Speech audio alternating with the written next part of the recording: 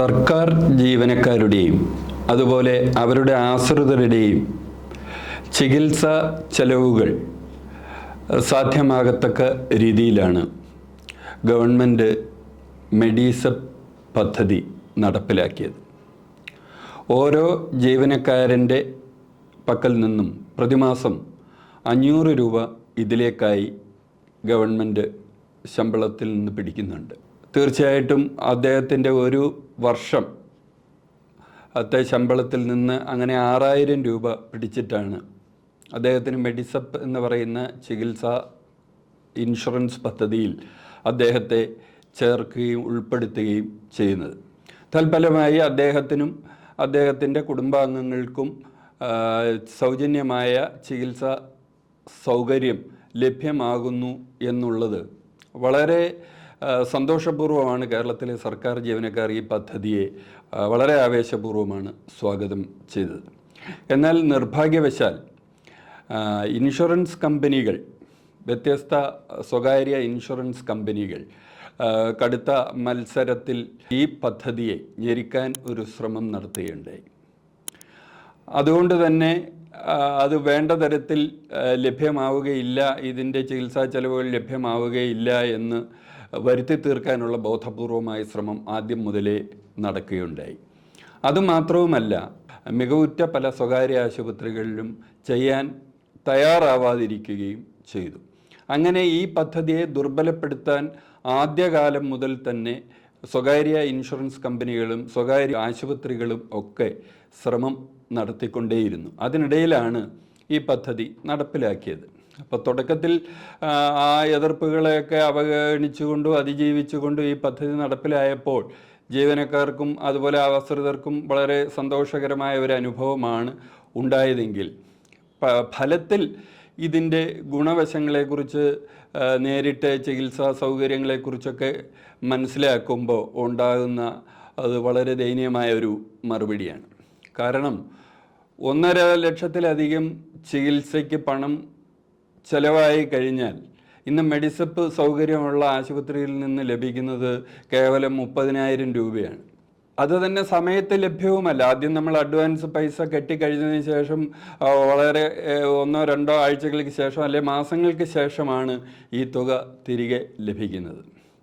മാസം 750 രൂപ എല്ലാ ജീവനക്കാർക്കും കൃത്യമായിട്ട് മെഡിക്കൽ അലവൻസ് ഉണ്ടായിരുന്നത് നിർത്തലാക്കിയതിന് ശേഷമാണ് ഇത്തരത്തിലുള്ള ഒരു മെഡിസെപ്പ് പദ്ധതി ഗവൺമെൻറ് കുറേ കൂടി വിശാലമായ അർത്ഥത്തിൽ നടപ്പിലാക്കിയത്. പക്ഷേ അതിൻ്റെ ഫലം ശരിക്കും ഒരു ചികിത്സ തേടിയെത്തുന്ന ജീവനക്കാരനോ അദ്ദേഹത്തിൻ്റെ കുടുംബാംഗങ്ങൾക്കോ ലഭിക്കുന്നില്ല എന്നുള്ളത് വളരെ ദൗർഭാഗ്യകരമായ ഒരു കാര്യമാണ്. എന്നാൽ സമാനമായി സെൻട്രൽ ഗവൺമെൻറ് അവരുടെ ജീവനക്കാർക്ക് വേണ്ടി CGHS എന്ന് പറയുന്ന ഒരു പദ്ധതി നടപ്പാക്കുന്നുണ്ട്. ഈ ഇൻഷുറൻസ് പദ്ധതി പ്രകാരം സെൻട്രൽ ഗവൺമെൻറ് ജീവനക്കാർ അവരുടെ ഗ്രേഡ് അനുസരിച്ച്, അവരുടെ ലെവൽ അനുസരിച്ച് നിശ്ചിതമായ ഒരു തുക സർവീസിലുള്ളവർ മാസം അടയ്ക്കുകയാണെങ്കിൽ, അതായത് 1 മുതൽ 5 വരെ ലെവലിലുള്ള ഉദ്യോഗസ്ഥർക്ക് 250 രൂപ കേവലം അടച്ചാൽ മതിയാവും. അതുപോലെ തന്നെ 6ാമത്തെ ലെവലിലുള്ള ഉദ്യോഗസ്ഥനെ സംബന്ധിച്ചിടത്തോളം 450 രൂപ അടച്ചാൽ മതിയാവും. 7ാമത്തെ ലെവലിലുള്ള ഉദ്യോഗസ്ഥനെ സംബന്ധിച്ചിടത്തോളം അത് 750 രൂപ അടച്ചാൽ മതിയാവും. അതുപോലെ തന്നെ 8 മുതൽ 12 വരെയുള്ള ആ ലെവലിലുള്ള ഉദ്യോഗസ്ഥന്മാർക്ക് അവരുടെ ഗ്രേഡ് അനുസരിച്ച് പ്രതിമാസം 1000 രൂപ അടച്ചാൽ മതിയാവും. അവരുടെ ആ ഗ്രേഡിനനുസരിച്ച് അവരുടെ ആ ശമ്പളത്തിൻ്റെ വരവിനനുസരിച്ചുള്ള ഒരു ചികിത്സാ ചെലവും അതുപോലെ തന്നെ ചികിത്സാ ചെലവ് പൂർണ്ണമായിട്ട് ലഭിക്കുകയും അതുപോലെ തന്നെ ആശുപത്രിയിലെ റൂം റെൻറ്റ് മുതലായ കാര്യങ്ങളിലാണ് ഈ ഗ്രേഡിനനുസരിച്ച് അവർ വ്യത്യാസപ്പെടുന്നത്. ഒരു പക്ഷേ കൂടുതൽ ശമ്പളം വാങ്ങിക്കുന്ന ഉയർന്ന ഉദ്യോഗസ്ഥന് എയർ കണ്ടീഷൻ റൂമൊക്കെ ലഭ്യമാകുമ്പോൾ ലാസ്റ്റ് ഗ്രേഡിലുള്ള ജീവനക്കാരന് വാർഡിലുള്ള ചികിത്സയ്ക്ക് മാത്രമേ ഒരു പക്ഷേ സൗജന്യ ചികിത്സ ലഭിക്കുകയുള്ളൂ. പക്ഷേ എന്നിരുന്നാൽ കൂടി ഈ ചികിത്സാ സംവിധാനം സെൻട്രൽ ഗവൺമെൻറ് ഒരുക്കിയിരിക്കുന്നത് വളരെ കൃത്യമായിട്ട് നടപ്പ് ആവുന്നുണ്ട്. അതുപോലെ തന്നെ കേരളത്തിലെ വലിയ നഗരങ്ങളിലൊക്കെയുള്ള ഹോസ്പിറ്റലുകളിൽ ഈ CGHS സൗകര്യം വളരെയധികം ഭംഗിയായിട്ട് നടക്കുന്നുണ്ട്.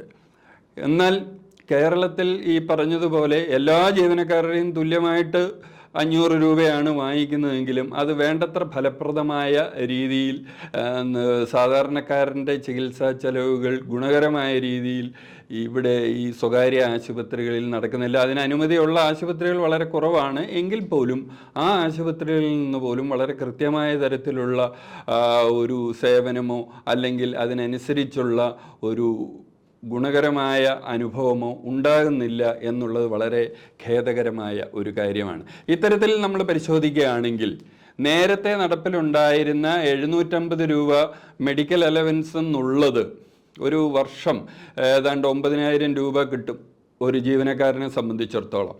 അതിൻ്റെ കൂടെ അയാൾ 1000-ഓ 2000-ഓ കൂട്ടിച്ചേർത്ത് കഴിഞ്ഞാൽ സ്വകാര്യ ഇൻഷുറൻസ് അദ്ദേഹത്തിനും കുടുംബത്തിനും സൗജന്യ ചികിത്സ ലഭിക്കുന്ന ഒരു സ്വകാര്യ ഇൻഷുറൻസ് പദ്ധതിയിൽ അദ്ദേഹത്തിന് ചേരുകയും അത് കൂടുതൽ ഗുണകരമായി കൃത്യതയോടുകൂടി ആ കിട്ടുന്ന മെഡിക്കൽ കാർഡ് വെച്ച് അദ്ദേഹത്തിന് സൗജന്യ ചികിത്സ ഉറപ്പാക്കാൻ കഴിയുകയും ചെയ്യുമായിരുന്നു. പക്ഷേ ഇപ്പോഴത്തെ ഈ സംവിധാനം അല്ലെങ്കിൽ മെച്ചപ്പെട്ട തരത്തിലേക്ക് മാറേണ്ടതായിട്ടുണ്ട്. കാരണം എല്ലാ സ്വകാര്യ ആശുപത്രികളിലും ഇൻഷുറൻസ് പരിരക്ഷ ലഭിക്കുന്ന തരത്തിലുള്ള ഒരു പദ്ധതിയായിട്ട് ഈ മെഡിസെപ്പ് മാറുകയാണെങ്കിൽ തീർത്തും ഗുണകരമാണ്. പക്ഷെ അത്തരത്തിൽ സംഭവിക്കാത്തടത്തോളം കാലം പഴയ കാലത്ത് നൽകിയിരുന്ന ഈ 750 രൂപ മെഡിക്കൽ അലവൻസ് ഒരു കുടുംബത്തിലെ 2 അംഗങ്ങൾ, ഭാര്യയും ഭർത്താവും സർക്കാർ ഉദ്യോഗസ്ഥരാണെന്നിരിക്കട്ടെ, അവർക്ക് 2 പേർക്കും കൂടി ഒരു മാസം 1500 രൂപ നേരത്തെയുള്ള രീതി അനുസരിച്ച് മെഡിക്കൽ അലവൻസ് ലഭ്യമാകുമായിരുന്നു. അവർക്ക് ആ കിട്ടുന്ന മെഡിക്കൽ അലവൻസ് കൊണ്ട് തന്നെ ഒരു സ്വകാര്യ ഇൻഷുറൻസ് കമ്പനി ചികിത്സാ ചെലവുകൾക്കായിട്ടുള്ള ഒരു ഇൻഷുറൻസ് പദ്ധതിയിൽ ചേരാൻ യാതൊരു ബുദ്ധിമുട്ടും ഉണ്ടാവുകയില്ല. അവർക്ക് 5 മുതൽ 10 ലക്ഷം രൂപ വരെ വാർഷിക ചികിത്സാ ചെലവുകൾ ലഭിക്കുകയും ചെയ്യുമായിരുന്നു. എന്നാൽ ഇപ്പോൾ ഈ മെഡിസെപ്പിൽ നിന്ന് ലഭിക്കുന്നത് കേവലം 3 ലക്ഷം രൂപയുടെ ചികിത്സാ ചെലവ് മാത്രമാണ്, വാർഷിക ചികിത്സാ ചെലവ് മാത്രമാണ്.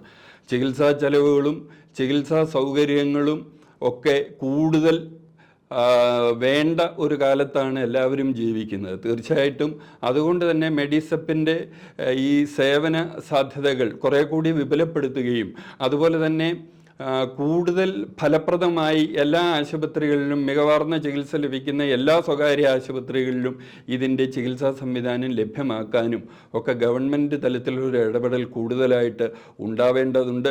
അല്ലെങ്കിൽ അവരവരുടെ ഇഷ്ടത്തിനനുസരിച്ച് സർക്കാർ ജീവനക്കാർക്ക് അവരവരുടെ ഇഷ്ടത്തിനനുസരിച്ച് നേരത്തെ ലഭ്യമാക്കിയിരുന്ന തരത്തിൽ ഒരു മെഡിക്കൽ അലവൻസ് പ്രതിമാസം ലഭിക്കുകയാണെങ്കിൽ അത് വെച്ച് അവർക്ക് അത് ചേർത്ത് വെച്ച് ഒരു വർഷത്തിൽ ഈ മെഡിക്കൽ ഏതെങ്കിലും ഒരു സ്വകാര്യ ഇൻഷുറൻസ് പദ്ധതിയിൽ ചികിത്സാ സഹായത്തിന് വേണ്ടിയിട്ടുള്ള പോളിസി എടുക്കാം.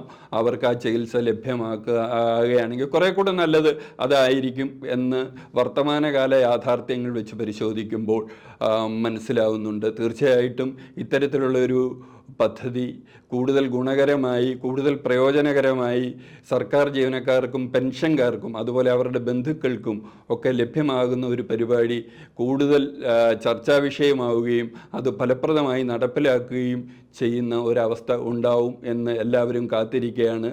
അത് നടപ്പിലാവുമെന്ന് തന്നെ നമുക്ക് പ്രതീക്ഷിക്കാം.